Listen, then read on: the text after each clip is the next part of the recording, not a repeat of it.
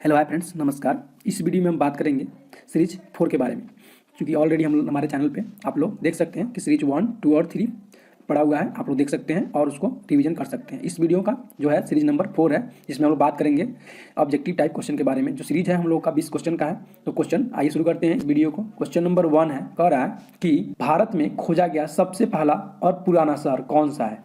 मतलब भारत में खोजा गया सबसे पहला और पुराना शहर कौन सा है। ठीक है, तो हमारा आंसर होगा हड़प्पा। जो है हड़प्पा शहर है जो भारत में खोजा गया सबसे पुराना शहर है। ठीक है, अब बात करते हैं सेकेंड नंबर क्वेश्चन के बारे में। सेकेंड नंबर कह रहा है शुल्भ सूत्र किस विषय से संबंधित है। कह रहा है शुल्भ सूत्र किस विषय से संबंधित है, तो ज्यामिति से संबंधित है। ठीक है, अब बात करते हैं क्वेश्चन नंबर 3 के बारे में। 3 नंबर क्वेश्चन कह रहा है कि हर्यक वंश के किस शासक को कुनिक कहा जाता है। हर्यक वंश के किस शासक को कुनिक नाम से जाना जाता है। ठीक है, तो इसका आंसर हो जाएगा अजातशत्रु। अजातशत्रु जो थे उनका नाम कुनुक के नाम से भी प्रसिद्ध था। ठीक है, और ये हर्यक वंश के शासक थे। ठीक है, अब बात करते हैं नंबर 4 के बारे में। क्वेश्चन नंबर 4 नंबर क्वेश्चन कह रहा है कि त्रिपिटक ग्रंथ धर्म ग्रंथ, त्रिपिटक जो धर्म ग्रंथ था किस मतलब कि कौन सा धर्मों से ताल्लुक रखता था। ठीक है, तो इसमें लिखा हुआ है जैन धर्म, बौद्ध धर्म और सिखों का और हिंदुओं का। इसका सही आंसर होगा हिंदुओं का। त्रिपिटक धर्म ग्रंथ जो था वो हिंदुओं का था। ठीक है, तो बात करते हैं अब नंबर 5 के बारे में। कह रहा है क्वेश्चन नंबर 5 की तृतीय बौद्ध संगति कहाँ आयोजित हुआ था। ठीक है, तो बात करते हैं तृतीय बौद्ध संगति जो हुआ था वो हमारा हुआ था पाटलिपुत्रा में। ठीक है, पाटलिपुत्रा में हुआ था तृतीय बौद्ध संगीति। अब बात करते हैं क्वेश्चन नंबर 6 के बारे में। 6 नंबर क्वेश्चन कह रहा है कि निम्नलिखित में से किस शहर में अशोक के शिलालेखों का जिक्र है। मतलब जो भी है इस चारों में से किस शहर में अशोक के शिलालेख है। ठीक है, तो बात करते हैं 6 नंबर का जो आंसर हो जाएगा वो हो जाएगा सी, पाटलिपुत्रा जो है उसमें अशोक के शिलालेख हैं जिसके बारे में जिक्र किया गया है। ठीक है, अब बात करते हैं क्वेश्चन नंबर 7 नंबर क्वेश्चन कह रहा है कि तक्षशिला विश्वविद्यालय कहाँ स्थित है। तक्षशिला विश्वविद्यालय कहाँ स्थित है। ठीक है, तो जो तक्षशिला विश्वविद्यालय है वो पाकिस्तान में स्थित है। ठीक है, अब बात करते हैं क्वेश्चन नंबर 8 के बारे में। क्वेश्चन नंबर 8 है, कह रहा है कि भारतीय रंगमंच में एओनिविका प्रदा का शुभारंभ किसने किया था। संस्कों ने, यूनानियों ने, कुषाणों ने और पार्थियानों ने। तो यूनानियों ने सही आंसर होगा। ठीक है, 8 नंबर का जो आंसर होगा यूनानियों ने होगा, जो भारत के रंगमंच में एओनिका प्रदा का शुभारंभ किए थे। ठीक है, अब बात करते हैं क्वेश्चन नंबर 9 के बारे में।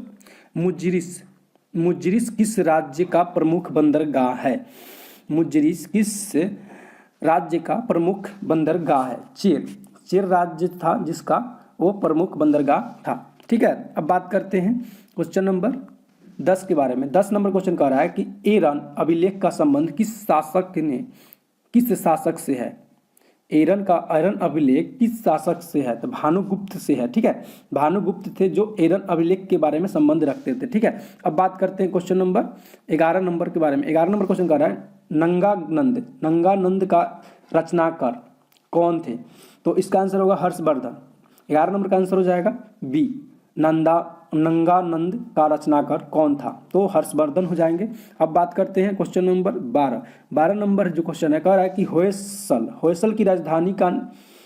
होयसल का राजधानी का नाम क्या था, तो हो जाएगा द्वार समुद्र। ठीक है, द्वार समुद्र नाम था होयसल की राजधानी।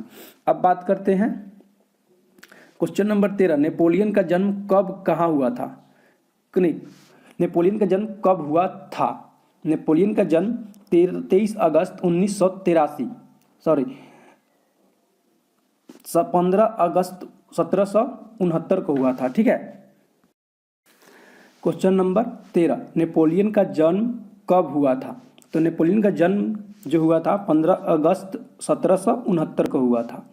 अब बात करते हैं क्वेश्चन नंबर 14 के बारे में। 14 नंबर क्वेश्चन कह रहा है मंचू राजवंश का पतन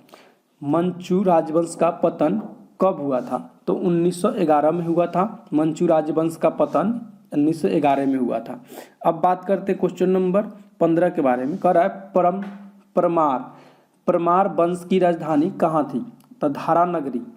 परमार वंश की राजधानी जो थी धारा नगरी थी। अब बात करते हैं क्वेश्चन नंबर 16 के बारे में। 16 नंबर क्वेश्चन कह रहा है कि माप तौल की दशमलव प्रणाली किसकी देन है? माप तौल की जो दशमलव प्रणाली है, जैसे कि मान लीजिए कि 2.3 होता है, जैसे कि उसमें दशमलव प्रणाली जो होता है वो किस की देन है?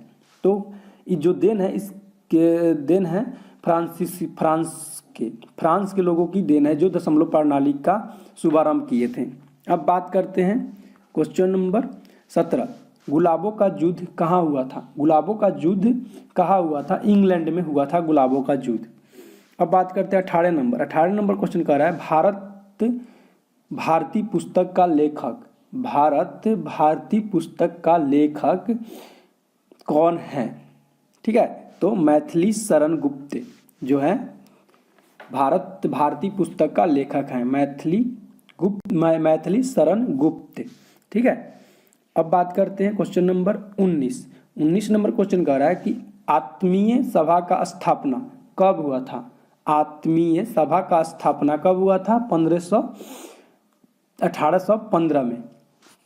जो आत्मीय सभा का स्थापना जो हुआ था वो हुआ था 1815 में।